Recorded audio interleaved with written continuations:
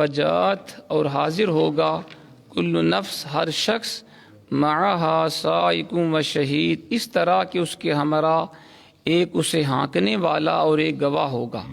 لقد کنت فی غفلۃ من ھذا تو عمر بر غافل رہا اس دن سے، فکشفنا پس ہم نے اٹھا دیا عنک تیری آنکھوں سے، غطاءک تیرا پردہ، فبصرک الیوم حدید سو تیری بینائی آج بڑی تیز ہے۔ حضرت محترم بھی آپ قرآن مجید فرقان حمید میں سے 26واں پارہ سورہ قاف کی آیت نمبر 19 تا 22 کی تلاوت اور ترجمہ سماعت فرما رہے تھے۔ گزشتہ درس میں ہم نے پڑھا، اللہ کریم نے فرمایا بلا شبہ ہم نے انسان کو پیدا کیا ہے اور ہم خوب جانتے ہیں اس کا نفس جو وسوسے ڈالتا رہتا ہے، اور ہم اس سے شاہ رگ سے بھی زیادہ نزدیک ہیں۔ جب اس کے اعمال کو لے لیتے ہیں دو لینے والے، ان میں سے ایک دائیں جانب اور دوسرا بائیں جانب بیٹھا ہوتا ہے، وہ نہیں نکالتا اپنی زبان سے کوئی بات مگر اس کے پاس ایک نگہبان لکھنے کے لیے تیار ہوتا ہے۔ آج کے درس میں اللہ کریم نے موت کی سختی کا ذکر کیا، سور پھونکے جانے کا ذکر کیا، اور انسان کی غفلت اور اسے دور کرنے کا علاج بتایا۔ فرمایا وجات سکرۃ الموت بالحق، آ پہنچی موت کی بے ہوشی سچ مچ، ذالک ما کنت منہ تحید، اے ندان یہ ہے وہ جس سے تو دور بھاگا کرتا تھا۔ موت کی سختی اور شدت کو عربی میں سکرۃ الموت کہتے ہیں، موت کی سختی کو، یعنی جب انسان مرنے کے قریب ہوتا ہے، اس پر جان کنی کے آثار ظاہر ہوتے ہیں، تو اس وقت حقیقت حال اس کے سامنے ظاہر ہو جاتی ہے۔ جو لوگ آج تک انکار اور نافرمانی کی روش پر گامزن رہے تھے، وہ اپنی آنکھوں سے آنے والے جہان کا مشاہدہ کرنے لگتے ہیں، اور دوزخ کے لپکتے ہوئے سرخ شعلے انہیں نظر آنے لگتے ہیں۔ یعنی موت کے وقت جو بندہ گناہ گار ہوتا ہے وہ جہنم کے عذاب کو اپنے سامنے دیکھتا ہے۔ جو اللہ کا نیک بندہ ہوتا ہے اسے جنت کی بہاریں دکھائی دینے لگتی ہیں۔ تو فرمایا کہ وہ دوزخ کے لپکتے ہوئے شعلے وہ کفار مشرکین اپنے سامنے دیکھتے ہیں۔ اس وقت انہیں کہا جائے گا یہ ہے وہ عالم آخرت جس سے تم منہ موڑے رہے، جس کو تسلیم کرنے سے تم گریز کرتے رہے۔ تم نے کہا قیامت نہیں آئے گی، یہاں پہ عیاشی کر لو، کوئی ہم سے باز پرس نہیں ہوگی، تو کہا جائے گا آج دیکھ لو، اپنے سامنے دیکھو کہ دوزخ ہے کہ نہیں۔ اب حق اور سچ بن کر یہ تمہاری آنکھوں کے سامنے، اس وقت کیا تم اس کا انکار کرنے کی جرت کر سکتے ہو؟ جب انسان سامنے اپنے دوزخ کو دیکھ لے گا، عذاب کو دیکھے گا، تو کوئی اس کا انکار کرنے کی جرت نہیں کرے گا۔ تو فرمایا آ پہنچی موت کی بے ہوشی سچ مچ، اے ندان یہ ہے وہ جس سے تو دور بھاگا کرتا تھا۔ آگے فرمایا وَنُفِخَ فِي الصُّورِ ذَلِكَ يَوْمُ الْوَعِيدِ، اور سور پھونکا جائے گا، یہی وعید کا دن ہوگا۔ عرصہ دراز عالم برزخ میں گزرے گا۔ دنیا کی تین قسمیں، یہ ایک عالم دنیا جس میں اب ہم ہیں، دوسری قسم میں عالم برزخ موت کے بعد قبر کی زندگی قیامت کے دن تک، اسے کہتے ہیں عالم برزخ۔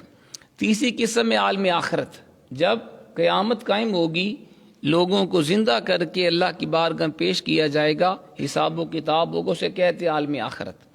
تو فرمایا عرصہ دراز عالم برزخ میں گزرے گا، پھر سور پھونکا جائے گا، اس کی آواز سے ہر شخص چونک کر اپنی قبر سے نکلے گا اور میدان حشر میں کھڑا کر دیا جائے گا۔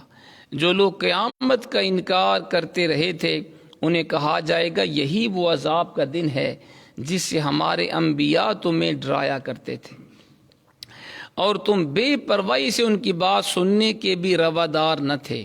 اب بتاؤ قیامت برپا ہوئی ہے یا نہیں؟ خدا وند عالم نے تمہیں قبروں سے زندہ نکال کر میدان حشر میں لا کے کھڑا کیا ہے کہ نہیں؟ اس روز کون ہوگا جو اس جیتی جاگتی حقیقت کا انکار کر سکے؟ تو قیامت کو کوئی بھی جہنم کا یا خدا کے عذاب کا یا آخرت کا انکار نہیں کر سکے گا۔ پھر فرمایا وجات کل نفس معها سائق و شہید، اور حاضر ہوگا ہر شخص اس طرح کہ اس کے ہمراہ ایک اسے ہانکنے والا اور ایک گواہ ہوگا۔ ہر شخص کے لیے دو فرشتے مقرر کر دیے جائیں گے، ایک اس کو پیچھے سے ہانک کر بارگاہ خدا بندی میں پیش کرے گا، دوسرا اس کا دفتر عمل لیے ساتھ ہوگا تاکہ اس کے اعمال کے بارے میں گواہی دے۔ یہ وہی دو فرشتے ہوں گے جو دنیاوی زندگی میں اس کی ہم نشین رہے تھے اور اس کا دفتر عمل مرتب کرنے پر متعین کیے گئے تھے۔ میں نے آپ کو پہلے بھی عرض کیا تھا، ہر انسان کے کندھے پہ اللہ نے دو فرشتے مقرر فرما دیے۔ دائیں کندھے والا فرشتہ ہماری نیکیوں کو لکھ رہا ہے اور بائیں والا گناہ۔ اب جب قیامت ہوگی، مردوں کو زندہ کیا جائے گا، قبروں سے اٹھا کے اللہ کی بارگاہ میں پیش کیا جائے گا، تو ایک فرشتہ انسان کے پیچھے ہو کے اسے ہانک کر لے کر جائے گا قیامت کی طرف اللہ کی بارگاہ میں، اور دوسرا اس کا نامہ عمل ساتھ لے کے جائے گا اور وہ اللہ کی بارگاہ میں جا کے پیش کر دے گا کہ اس بندے نے یہ گناہ کیے، یہ اس نے نیک عمل کیے تھے۔ پھر فرمایا لقد كنت في غفلة من هذا فكشفنا عنك غطاءك فبصرك اليوم حديد، تو عمر بھر غافل رہا اس دن سے، پس ہم نے اٹھا دیا تیری آنکھوں سے تیرا پردہ، سو تیری بینائی آج بڑی تیز ہے۔ اسے کہا جائے گا کیوں صاحب، دنیاوی زندگی میں تو تم غافل بنے رہے، اب بتاؤ 14 طبق روشن ہوئے ہیں یا نہیں؟ تمہاری آنکھوں پر جتنے پردے پڑے ہوئے تھے وہ آج اٹھ گئے ہیں، آج تو تمہاری بینائی بڑی تیز ہے، ہر حقیقت تمہیں صاف نظر آنے لگی ہے۔ تو ذات محترم، قیامت کے دن ہر انسان کے آنکھوں سے پردے اٹھا دیے جائیں گے اور وہ اپنے نیک اعمال برے اعمال کو سامنے دیکھے گا۔ اچھا جی، یہاں یہ بڑا پیارا وظیفہ ہے جی، جس بندے کی بینائی کمزور ہو جائے اس کے لیے بھی یہ وظیفہ بڑا اچھا ہے، اور جس کی بینائی صحیح ہے وہ بھی اگر یہ وظیفہ کرے گا انشاءاللہ اس کی نظر صحیح رہے گی۔ وظیفہ کیا ہے جی؟ یہ جو میں نے آخری آیت پڑھی اس کا دوسرا حصہ، فَكَشَفْنَا عَنْكَ غِطَاءَكَ فَبَصَرُكَ الْيَوْمَ حَدِيدٌ، اتنا جملہ آپ یاد فرما لیں، زبانی اس کو یاد کر لیں۔ اس کا فائدہ کیا ہے؟